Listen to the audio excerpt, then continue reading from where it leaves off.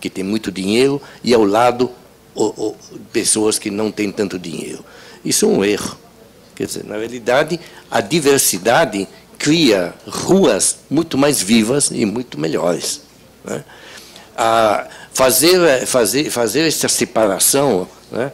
E, inclusive, criar na legislação, forçar essa separação, significa trabalhar contra o tempo, né? Significa fazer a arquitetura do medo, né? Significa não ter confiança nem otimismo nenhum.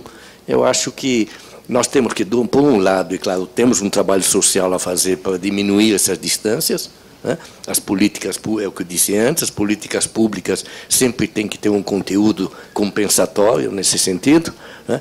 Mas a diversificação dos programas e dos projetos tem que sempre acentuar a diversidade de uso e a diversidade de tamanho ou de dimensões. Acho que isso torna a cidade mais segura, melhor e mais bonita.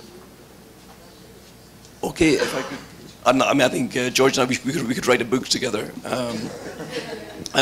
Just very quickly, on a very personal note, this is the first time I've been working in a country, like working up to a World Cup. You know, and everybody's saying, "Oh, fantastic! You're working in Brazil.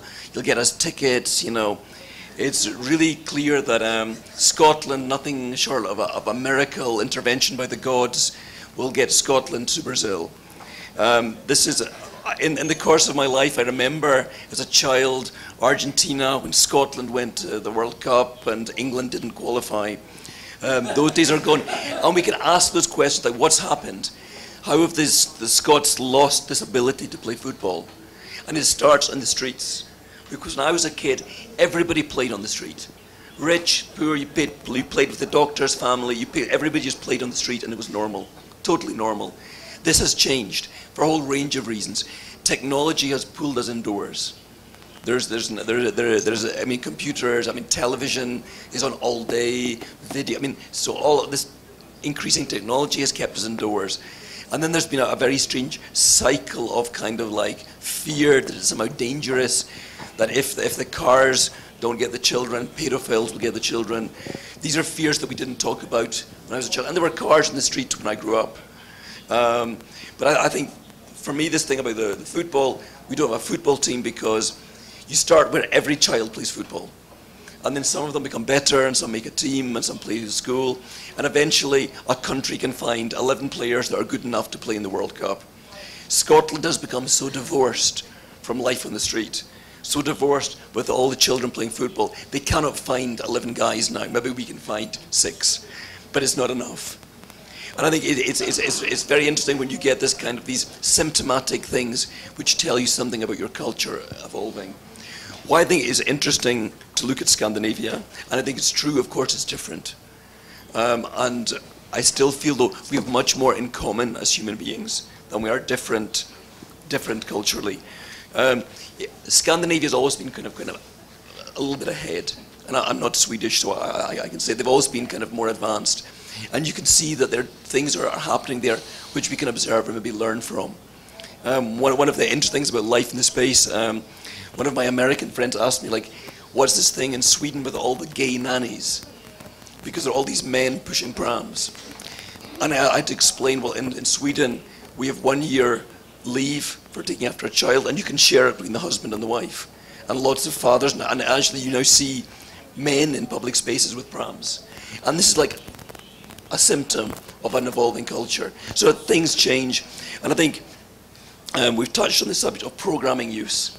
We have to invite people out. We have to give them reasons for being out. Now, if we don't have any children, if there are no little boys in the apartments, then we have to find things for the old people to do. Things that are relevant for lonely old men, old ladies. What could they do in the public space? We have to constantly reinvent and rethink these things. Because I probably, with all of this technology that we've seen come in the 20th century, also like I don't need to go to the cafe. I have an espresso machine in my house. You know, I don't need to go to the theatre. I can watch TV. I mean, I can do everything. I can order a pizza. So, I mean, we have to find reasons to go outside. We have to invite people to go outside. And I think, despite all of these changes in technology, which we can agree on and are pretty much universal, there's also a universal thing. I think we're just as happy about touching and shaking hands and kissing and flirting, all of those things actually are just as important. So we need to find a way, because I don't think we're so different. I think we need to find a way to get people out and respond in a way which is appropriate today to get people out into space. Só queria fazer um pequeno comentário. O David começou a palestra dele falando como nós somos o mesmo animal há 100 mil anos já. E está aqui, de novo, reforçando essa ideia de que nós temos essa natureza equivalente. Que por isso a gente consegue estudar cidades. Você consegue estudar, planejar cidades, porque você está planejando sempre para pessoas. As pessoas sempre têm vários traços em comum, várias características compartilhadas.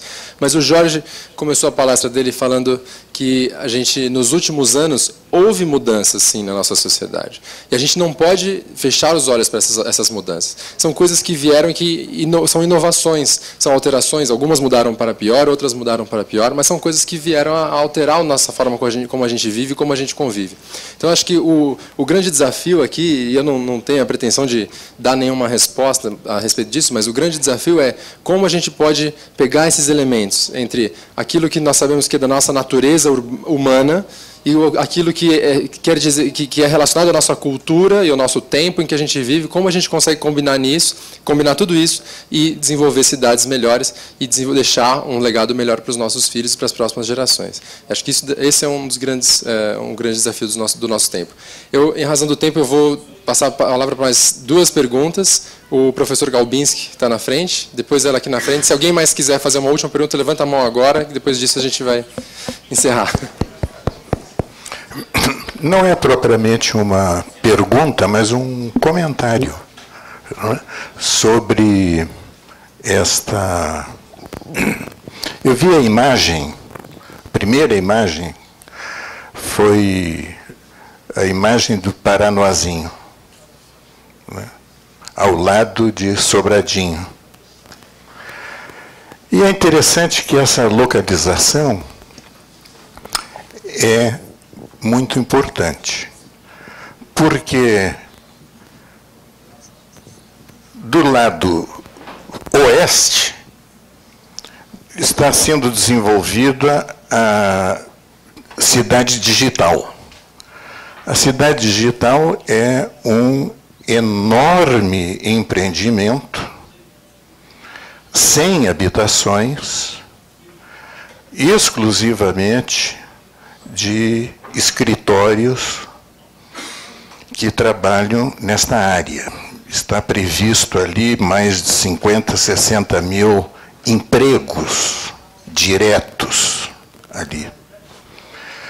Do lado oposto, para o lado leste, está programado um grande empreendimento, talvez o maior empreendimento jamais feito em Brasília, que é a cidade aeroportuária. Essa ideia que nasceu com um aeroporto de cargas está evoluindo para uma cidade aeroportuária. Olha que interessante. Esse empreendimento fica no meio desses dois polos. Grandes geradores de emprego. Em cima de uma via que tende a se transformar numa via expressa.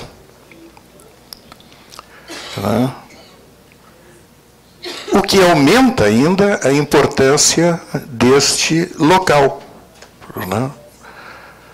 É claro que existe muita coisa ali hoje, caótico, mas é interessante ver que esse empreendimento vai nascer no lado, está nascendo junto de transporte de alta velocidade. Talvez transporte de massa no futuro. um futuro não imprevisível, um futuro de certa forma previsível.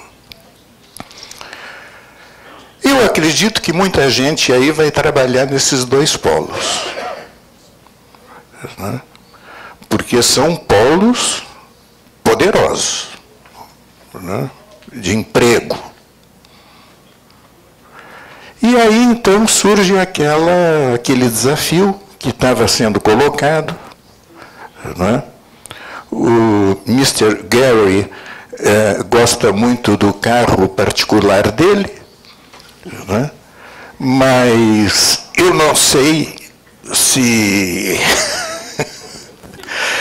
esta seria uma boa solução, mas o desafio é harmonizar o transporte interno nesta área que hoje é caótica, que é Paranoazinho, com o grande transporte de alta velocidade, que vai ao emprego.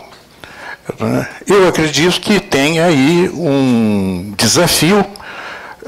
Lá em Nova York, muitos anos atrás, esse desafio foi colocado na ilha Roosevelt Island. Do you remember this? Roosevelt Island? The Hudson. Just in front, the street 48, 47, né? Em Roosevelt Island, o que eles fizeram? É proibido carro ali, né? Não pode ter carro. Entra, o carro que entra fica numa garagem e tem transporte elétrico interno. Proibição é uma maneira radical, quer dizer, mas alguma coisa no sentido da harmonização dos modais de transporte vai ter que ser feito vai ter que ser pensado nesta área do Paranoazinho. Era isso. Queria comentar, não é bem uma pergunta mesmo, professor, mas eu queria fazer um pequeno comentário sobre essa sua fala. Eu acho que, primeiro, que as soluções elas têm que ser pensadas levando em conta a particularidade do caso que está em estudo. Então, tem diferentes áreas, como o próprio Gary colocou. As estradas de alta velocidade, elas têm que continuar existindo. Nós não vamos nos livrar das estradas de grande velocidade. Os transportes expressos também. A grande questão é saber corretamente alocar aonde você tem que colocar estradas de alta velocidade, aonde você tem que colocar ruas de baixa velocidade e assim por diante. E o outro comentário que eu queria fazer é que o crescimento populacional, e isso é uma coisa que o mercado imobiliário como um todo sofre um certo preconceito, porque os empresários são pintados como os responsáveis pelo crescimento da cidade. Então, muito se fala, vai se criar um novo empreendimento ali que vai trazer um monte de tráfego. Na verdade, o que traz o tráfego é o crescimento populacional, é o crescimento natural da cidade. As pessoas têm filhos, as pessoas migram de uma cidade para outra, e isso muda a população da cidade. Então, o fundamental não eu acho que o foco dessa questão de como criar boas cidades para essa população que já está vindo, ela já passará a existir, é buscando no planejamento, no urbanismo, buscando soluções que deem uma qualidade de vida para receber essas pessoas. Evitar que elas venham é impossível. A população, a dinâmica da população não vai atender uma lógica ou interesse particular de uma ou de outra pessoa.